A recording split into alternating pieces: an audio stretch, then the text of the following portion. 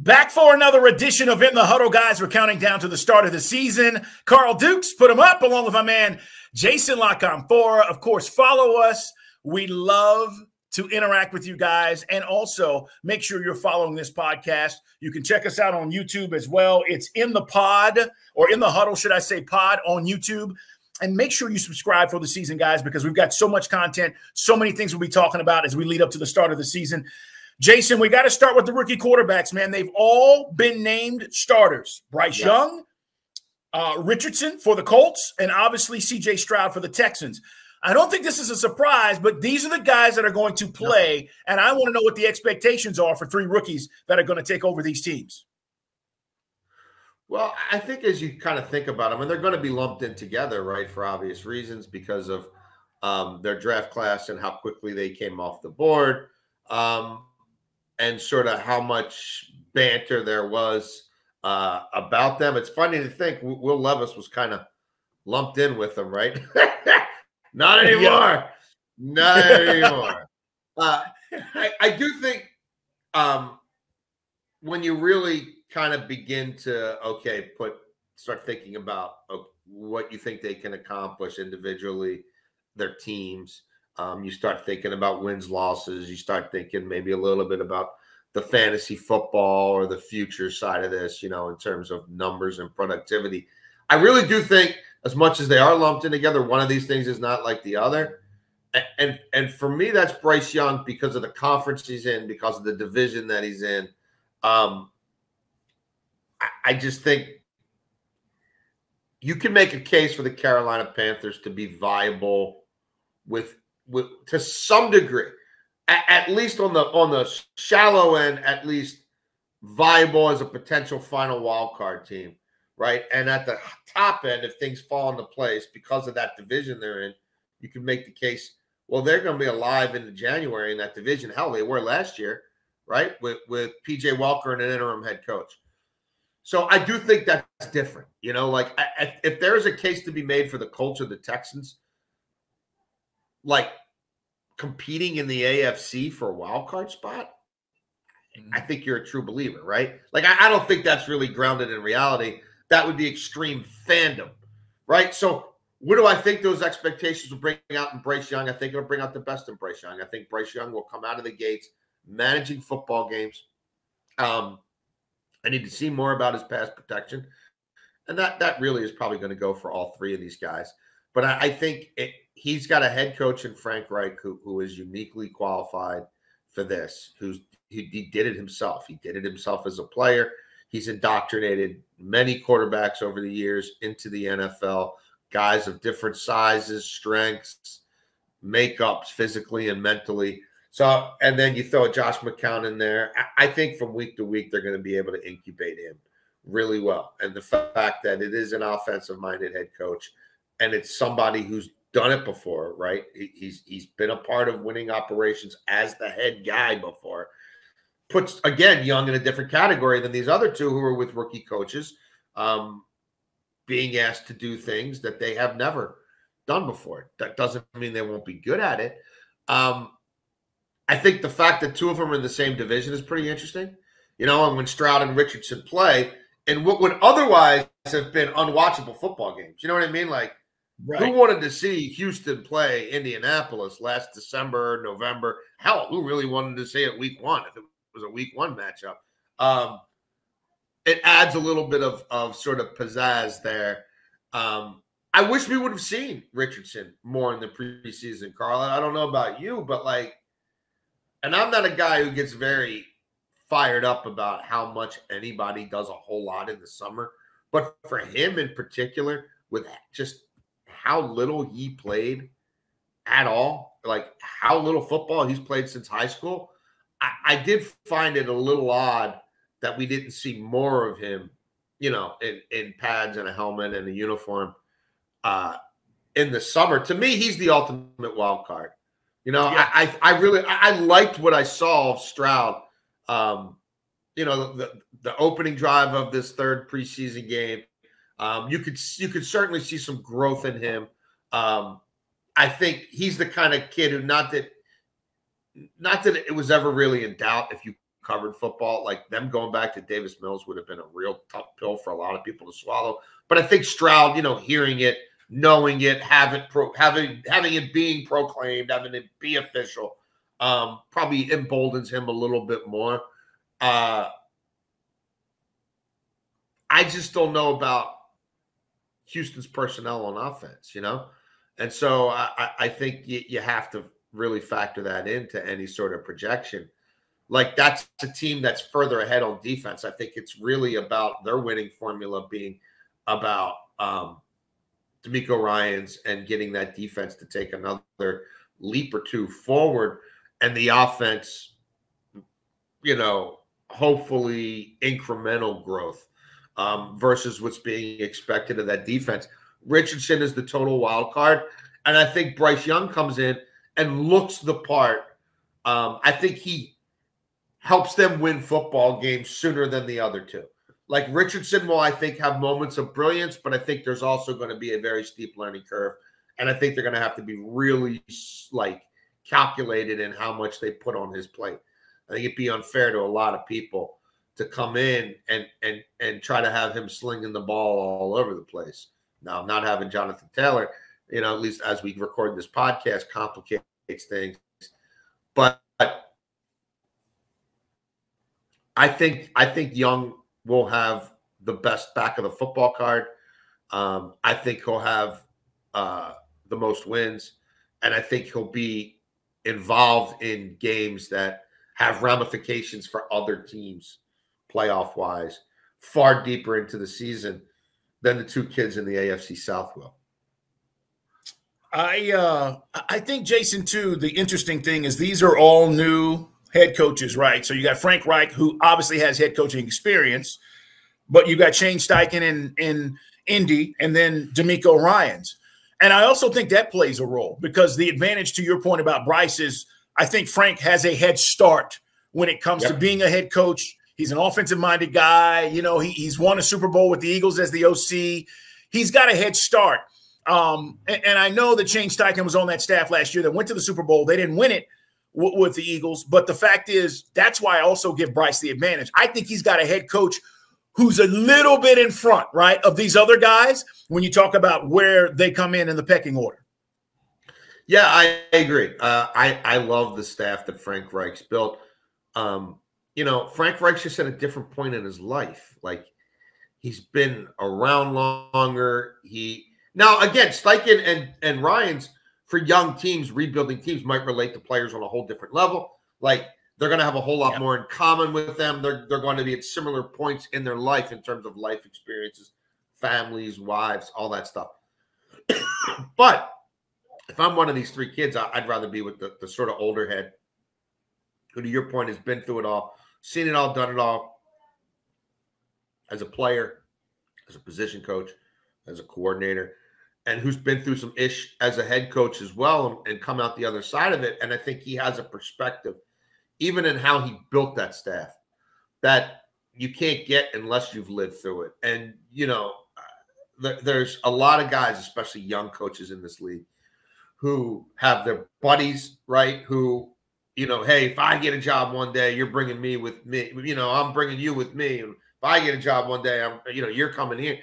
And so then it happens, right? And you've probably had those conversations with more guys than you actually have spots on your staff, right? So it's navigating that, right? It's who do I like the most as a person, but that's my boy, but is he really the best man for this job?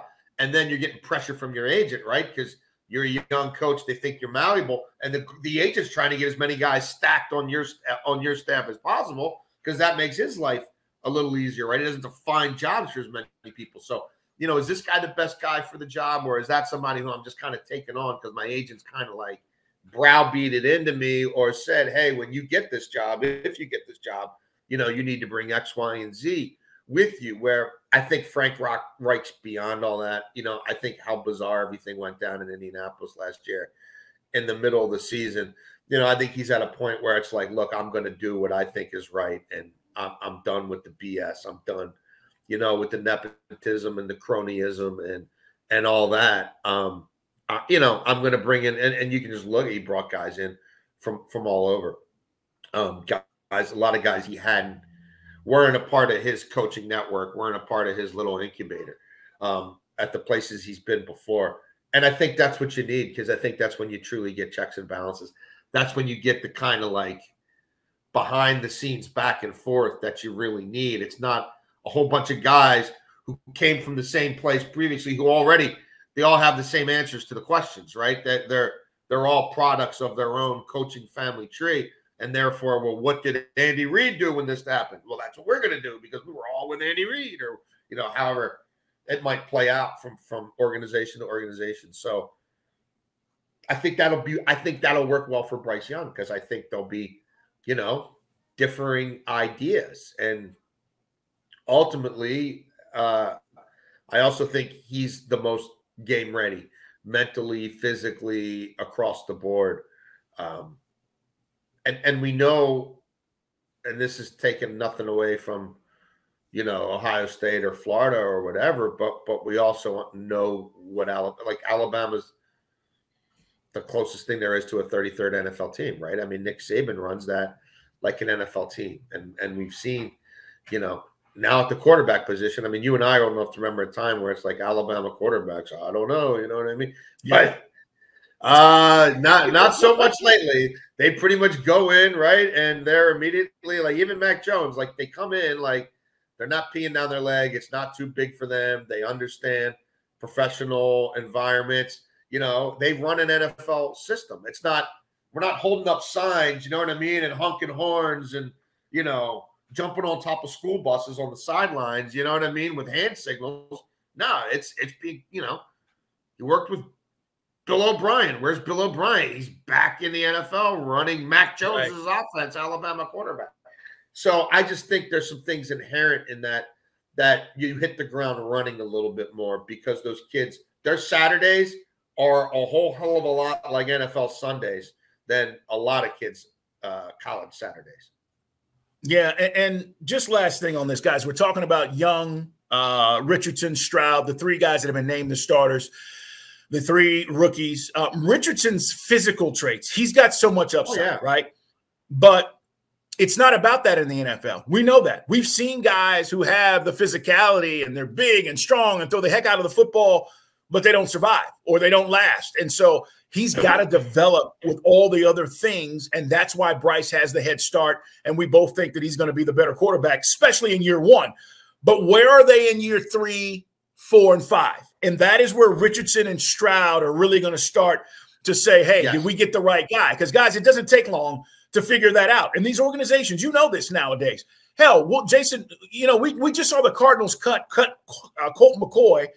Kyler Murray's on the PUP list. It's an embarrassment to think they're going to start Joshua Dobbs or Clayton Tune. But the reality is they probably are looking for a quarterback next spring. And so it doesn't take long, you know, to figure out whether you got the right guy. And that's what I think we're going to start to see in this year one with Young, Richardson, and Stroud as we're talking about these three quarterbacks. Well, and look, I think if you're asking me one of this trio, one guy who's, you know, every Sunday night you can airmail, drop me in, however, from the cloud or whatever, every throw they made, right? Like you could drop me in a highlight package of everything that kid did in practice in the game that week, like from the sky.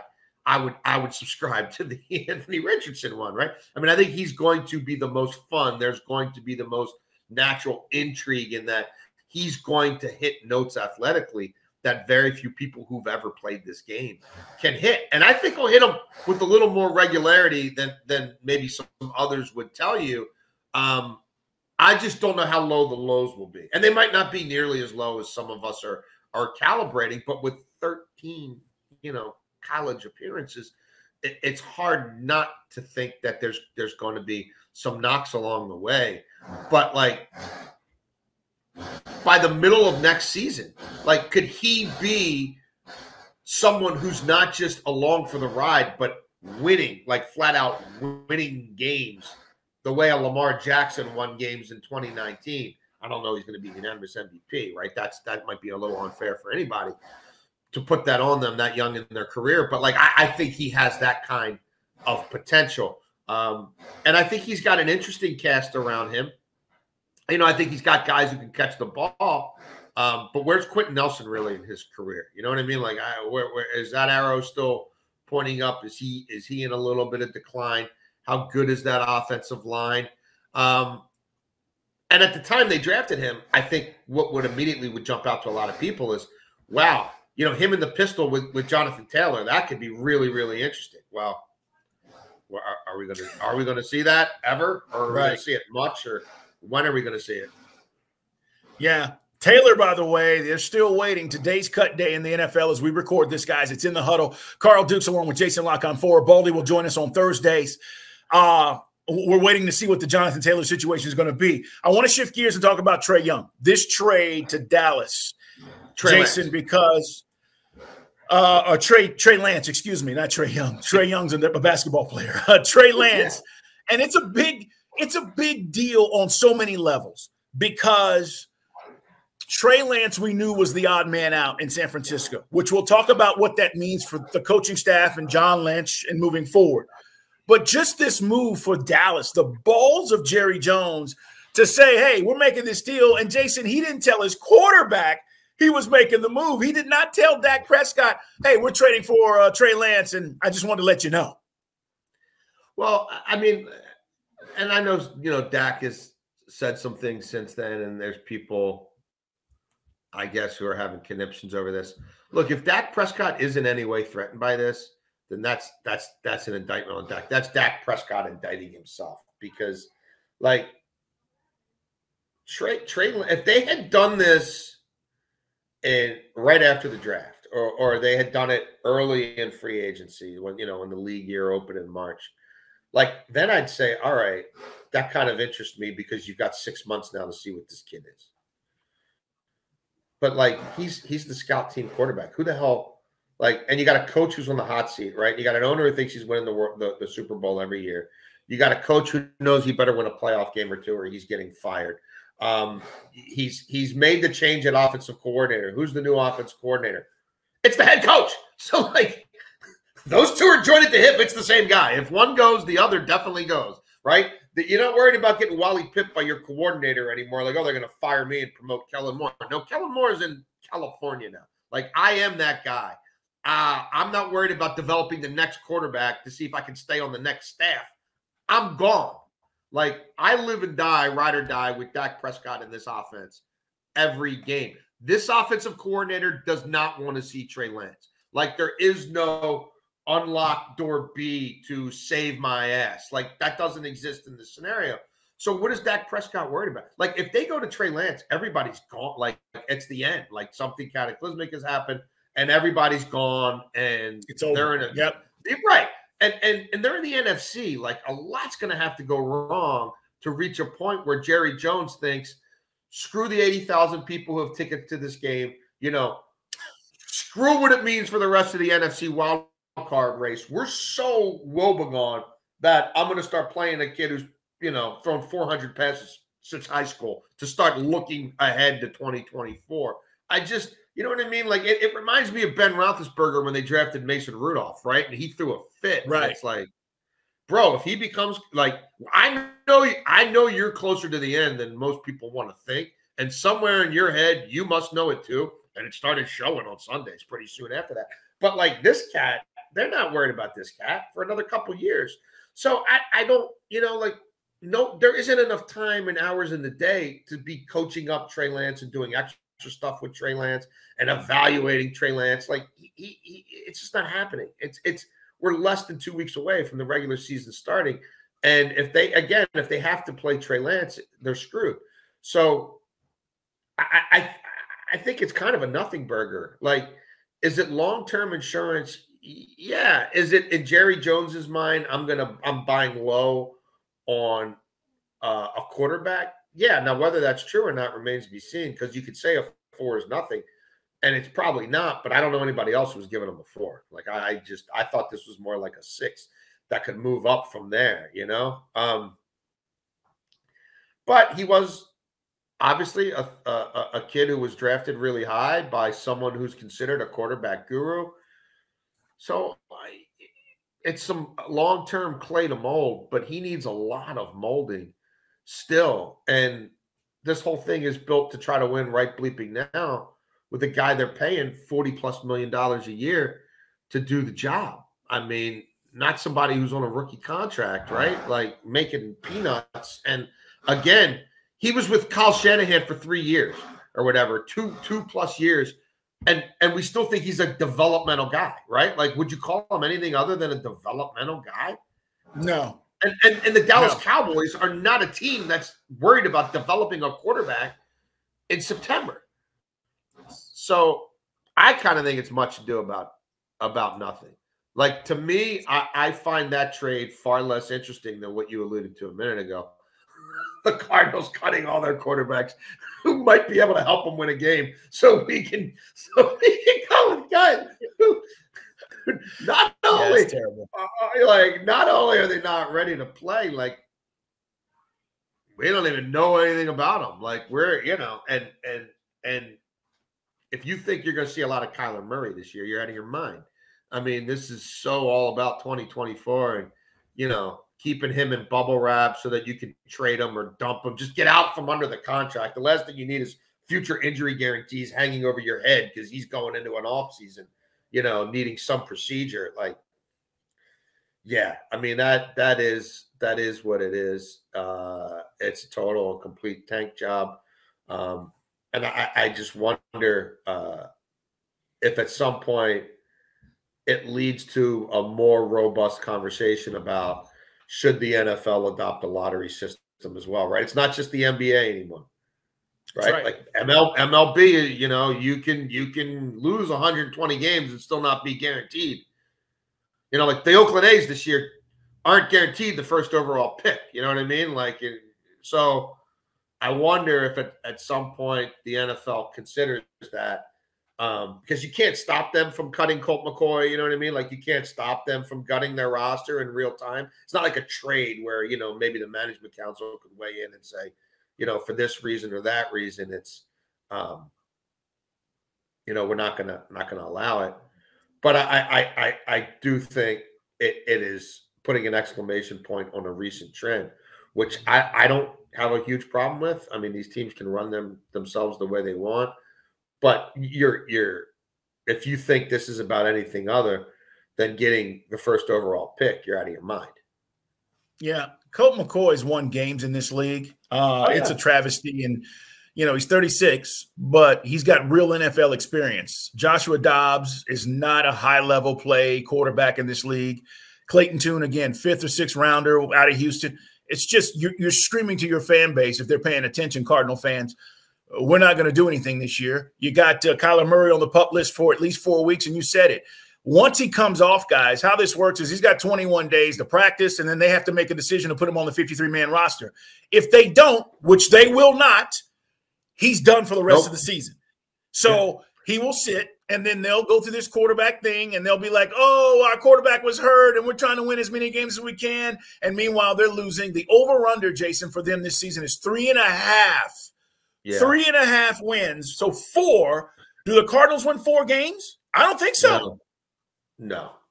And the fact that they wait till the preseason games are over, right? Because now it's like we don't even know what Josh Dobbs is. Like we'll find out when you guys do. Like it'd be one thing. It could they're not paying anybody anymore anyway, other than the quarterback. So it's not financial, right? I mean, D-Hop's gone. J.J. Watt's going. I'm not talking cap funny money. I'm talking dudes who actually would have taken money out of Bidwell's pocket into the payroll, right? They've gutted that except for the quarterback they were stuck with because it was an untradeable contract anyway, and he was hurt, significant injury.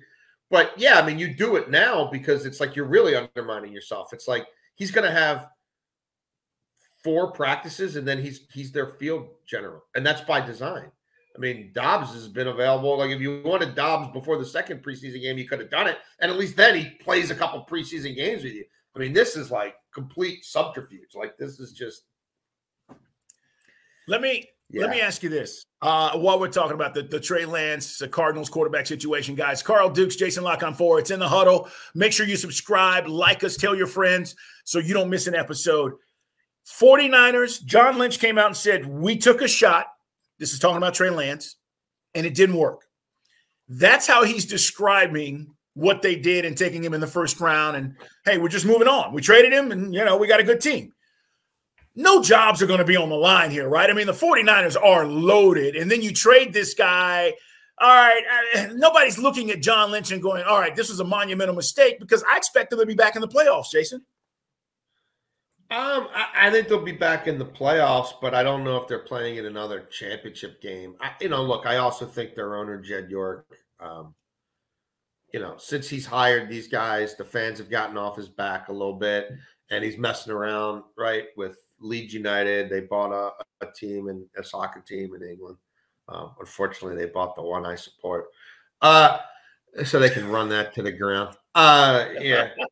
And they've been a part of it for a while, and we're a part of us going from the Premiership to the Championship. But whatever, it's not about that. So I think he likes having them around. I think they're useful to him, and he pays them a lot of money. I like, just go look at, like, imagine if they actually knew what they were doing in the first round. Like, for the people who are anointing them or saying how great they are, go look at their first round picks and then factor in the future first round picks, or now past first round picks that they gave up to make various moves, obviously most notably to go get this kid, who'd played whatever, however many games Trey Lance played, I don't even remember. In college, it wasn't a lot. Do it in the COVID year and all that. Like, if they actually were any good at finding players in the first round, they maybe they've hung another banner there. I think what this really does is, in a weird way, like, put even more pressure on Brock Purdy. Like, that other security net isn't there anymore. I mean, I think we talked about this a few weeks ago, but, like, they can anoint Sam Darnold all they want. Like, like, your season comes down to Sam Darnold, you don't have a quarterback. You know what I mean? Like, I'm just not buying that Kyle Shanahan's got so much pixie dust that now he's sprinkling it on Sam Darnold. Like, it didn't work on Trey Lance. Like, it hasn't worked on a lot of guys. It didn't work on CJ Beathard. Like, we can go back through the history with it worked for a second with Brian Hoyer, and then it didn't. Like, this guy just lost his job in Carolina. You know what I mean? Like, that happened, like, not that long ago.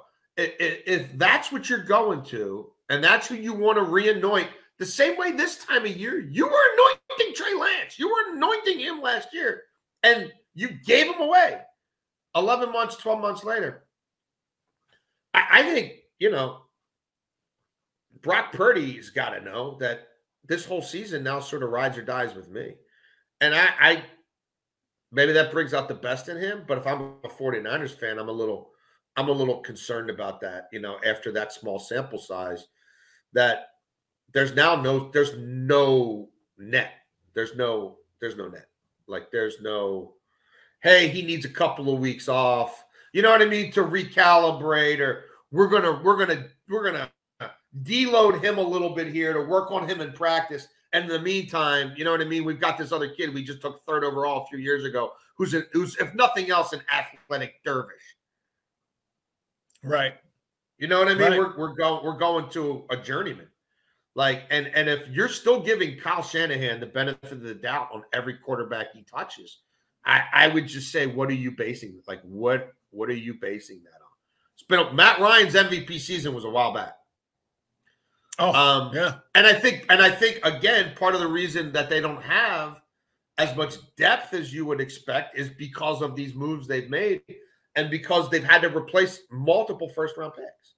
And this situation with Bosa, like, we're really late in the game now, and he and his brother get hurt a lot. And, like, they could resolve it next week. I can't fathom he's playing in that game.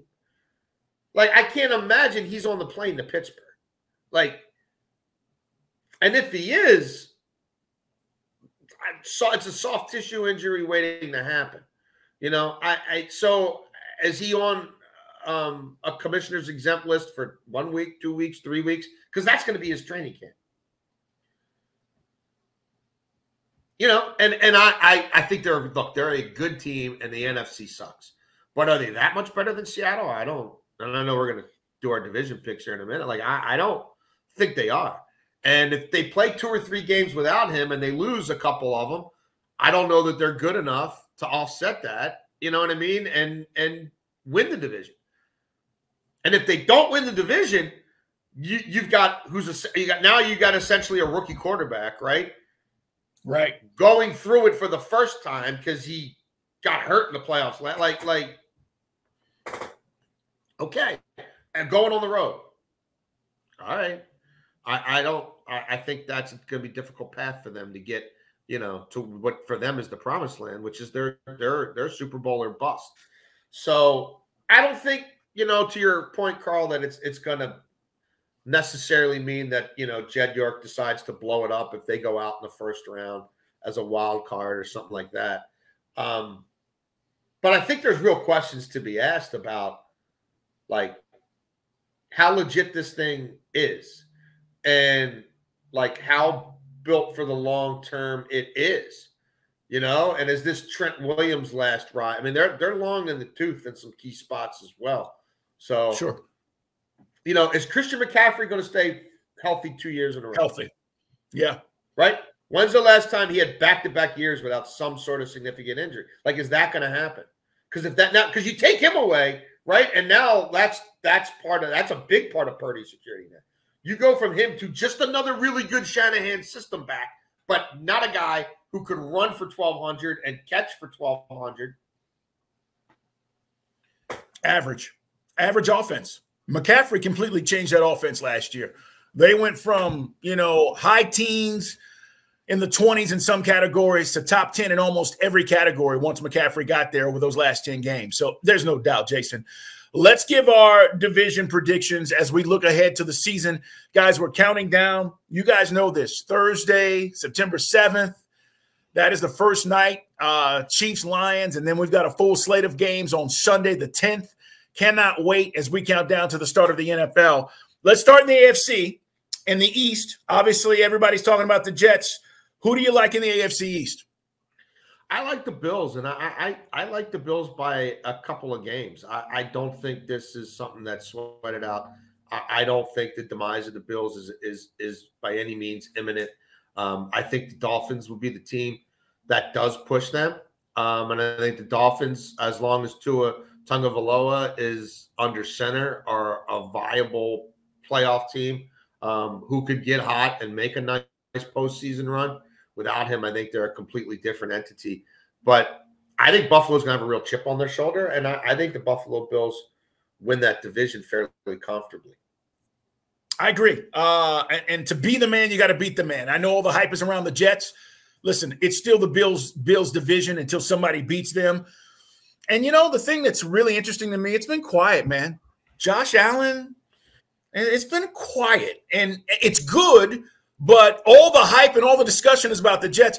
Nobody's talking about the Bills right now. And that may be a good thing for them because it's been different in the last few years. So I like that aspect, Jason. Last year it was Josh Allen has passed Patrick Mahomes, and Josh Allen is the Vegas favorite to win MVP, right? It was all about Josh Allen, best player on the planet. You're absolutely right. It's this little bit of this dig stuff, but I think that's mostly noise. Like, I'm with you. Let's talk about the South. AFC South. I know you have seen the Ravens up close and personal, and you're watching the new coordinator. Obviously, I don't want to discount, Joe Burrow and the Bengals, but we haven't seen Joe. I don't know, if that matters. But I have to wait to see what Joe's doing as far as his mobility once the season comes around. Who do you like?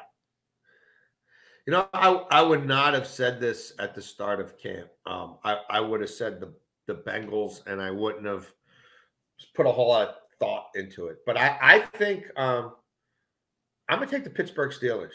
I'm going to take the Pittsburgh Steelers in the AFC North. I think people are not really paying attention to how much this roster has improved the last couple of off seasons. I think they've rebuilt themselves in the trenches. And I think they're equipped offensively to be a shapeshifter, to be able to use different personnel groupings and different modes of attack to win football games offensively. And the defense will carry. The defense is legit. And it's going to keep them in games, even in weeks where the offense might might not be fully ready for prime time. I think 3 teams from this division probably go to the playoffs, and the one I'm the least bullish on is the Browns. But I'm not a cookie cutter guy. I don't like to be too chalky. And just watching this summer, and again, you try not to put too much stock in the preseason. And it's not even the box scores. It's just more how healthy they are, the progression of some of their young players, the way they finished last year. I think the Pittsburgh Steelers are going to surprise some people. Kenny Pickett to George Pickens is going to be a problem for a lot of people. Pickens is turning into, I think, and will be here in the next couple of years, one of, if not the premier receivers in the league. I'm going to ride with you on this. And the reason is simple. Nice. Mike Tomlin came to town last week, final preseason game. I'm in Atlanta, guys. And Mike Tomlin said, I don't think you can box if you don't spar. And he played his starters in preseason game number 3 because he thought it was important. I think the Steelers are going to take the next step. And I think that it may be a surprise. And Bengal fans, I know they're like, you guys are crazy. I'm rolling with the Steelers because it's hard to come back and win the division again and again. And we know how difficult that is. I'm not saying the Bengals won't be a playoff team or even the Ravens, but I like the Steelers to win the North. What about the South? It's the Jags, right? It's got to be the Jags. Yeah, I'm not a whole lot to belabor here. And I think the way their schedule sets up, if they do have that sort of determination, if they do see themselves as a team that could be the #1 seed, I do not think it's out of the realm of possibility. You look at the gauntlet the Chiefs have to run. You look at the way some things set up for the Jags. And we just talked about two starting quarterbacks in their division, one of whom barely played any college football at all, right? And both are raw rookies with first-time head coaches. And then, the team that on paper could push them, Tennessee, they seem to be starting to transition to a little different thing last year. I think it's Jacksonville. Yeah, quarterback Trevor Lawrence. By 3 games. Yes, he's the best quarterback, and I think they got the best coach in that division in Doug Peterson. So, all right, in the West, guys, it's the Chiefs. Come on, right? Nobody's beating the Chiefs in the West. As long as Patrick Mahomes is there, you got to continue to pick them. It's like Tom Brady with New England. I'm going in the West with the Chiefs. NFC East, do you like the Eagles or the Cowboys or the Giants? I like the Eagles, and I don't think this is going to be particularly close. And the team I'm most intrigued by is the Commanders. I think that's a team that Vegas still had with a 6.5 win total. I mean, they won 8 last year. I'm not a big Ron Rivera guy, but they won 8 despite him last year. I think I think Washington's a very viable wild card team. And personally, I wouldn't be shocked if they finish second in this division. But I think the Eagles. I think the Eagles are the best team in the NFC. I think the Eagles will have the 1 seed in the NFC, and then it gets real murky after that. Yeah, I'm with you. It's hard, by the way, to win back-to-back. I don't think anybody in that division has won back-to-back since like 2004. Yeah, it's been a long time. When the Eagles did it. So can the Cowboys do it? Yeah, of course they can. They got to put it together. But I'm with you on the Commanders. They may surprise a few people. And then Brian Dable. Listen, they got Saquon back. They got, they signed their quarterback. Let's see what they do. I think they have a better receiving core, so their passing game should be better. But Waller, that's going to be an interesting division. They could still have 2 or 3 teams in the playoffs. All right, NFC North. You buying the Lions? You know what? I'm going to go Vikings here. I think the Lions, it very well could be the Lions. And look, Green Bay, Jordan Love, he might be a thing. I just have a feeling that this last year of Kirk Cousins in Minnesota thing, like he has a way of, like when you're finally ready to write him off, you know what I mean? He has a way of rising above. So like maybe he gets another, fully guaranteed contract in Minnesota, or maybe he leaves. And I have real questions about them defensively. And if they were in the AFC, I wouldn't even really be talking about them. And I know a lot of things fell their way last year. But I still think it could be a really potent, interesting offense in the second year with O'Connell. And I think, it could be 10 wins might get it done in that division and with the right tiebreakers. So I'm just going to play a hunch here and a lark and say it's Minnesota. I don't think anybody in this division is a Super Bowl contender, but I'll say Minnesota wins it. Yeah, I'll roll with the Lions hype. I got to see Dan Campbell now live up to it. It's one thing when there's no expectation. Now there's some expectation. Again, remember, they drafted a running back in the first round, which a lot of people said, what are they doing? And Jahmyr Gibbs. I want to see how this all plays out with the Lions. I'll say this. Kirk Cousins, guys, threw for 4,500 yards last year. And people don't even realize it. Like, he had a great year last year. And to your point, he could easily come back and put up big numbers this year. All right, NFC South, wide open. Saints, Falcons, Carolina. Who you like? I'm gonna say Carolina. I'm throwing a dart. But I like how close they were a year ago. I'm not sure anybody is that much better. Like, I'm not a Derek Carr guy. I'm just not. You know, I'm not a Dennis Allen. Dennis Allen as a head coach has lost a hell of a lot of football games in this league. I'm not sold on Atlanta's quarterback. You know, if Atlanta upgraded there, I would certainly lean pretty heavily into them, but they didn't. And so, yeah, and especially if you're looking at this from a gambling point of view and you're looking at where the value is and where the most potential free money is, I'm going to roll with the Carolina Panthers. I think the Falcons will have the most electric player in the league in Bijan Robinson, and I think he gets the ball a lot. That means there's not as much pressure on Desmond Ridder. I'm with you on the proven thing and what he's going to be. Jason, I don't know. I mean, listen, we're 10 days away from the start of the NFL season. I still cannot tell you what I truly think about what I've seen with him. Yeah. There's been hesitation to throw the football where it needs to go. We only saw him for limited series in the preseason, and he didn't throw a touchdown in the preseason, if that matters to you. So I don't know really, and that's coming off of 4 games at the end of last season. So I'm with you on that. But I do think Bijan Robinson, Bijan, as his mom says, is going to be the most exciting player when you talk about guys that just you want to see in wow moments. So from that standpoint, the Falcons have updated their defense. I'm going to be a homer here and say that they win this division. They won 7 games with a terrible roster last year, and that's been updated. So I'm with you, though. Carolina's front 7 is a monster, man. But I'm concerned about their O-line. And if Bryce is running for his life, that's the thing. All right, last but not least, NFC West. We just talked a lot about the 49ers. Does Seattle have enough to supplant the 49ers? Because I don't believe the Rams are going to do a damn thing this year. No, it's a 2-team division. And you know what? I'm going to go Seattle Seahawks. I think they've started to restore a little bit of a home field advantage. I think they have an identity. I think they've had 2 of their best drafts in a long time.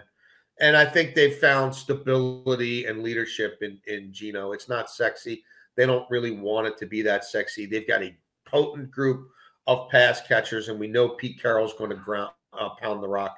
And I think they have improved significantly in the trenches from where they were 2 years ago, where it was abject failure. I still have some questions about the defense, but again, in the NFC, there's going to be a lot of really flawed teams that win a fair number of games, and I'm just gonna lean the Seattle Seahawks. Seattle in the NFC West. Yeah, there are only 2 teams, guys. It's either 49ers or Seahawks. Arizona's terrible. Rams are terrible. They're rebuilding. It's going to be either one of those teams, and it would not surprise me if the Seahawks do it as well. Jason, as always, man, great stuff. Guys, come back Thursday. Baldy will be with us. We do it every Tuesday and Thursday leading into the start of the season. We're super excited to have you guys. Make sure you're following the podcast and check us out at In the Huddle Pod on YouTube. Follow Jason, follow me, follow Baldy. We'll talk to you guys on Thursday. Thanks, Jason. Thank you.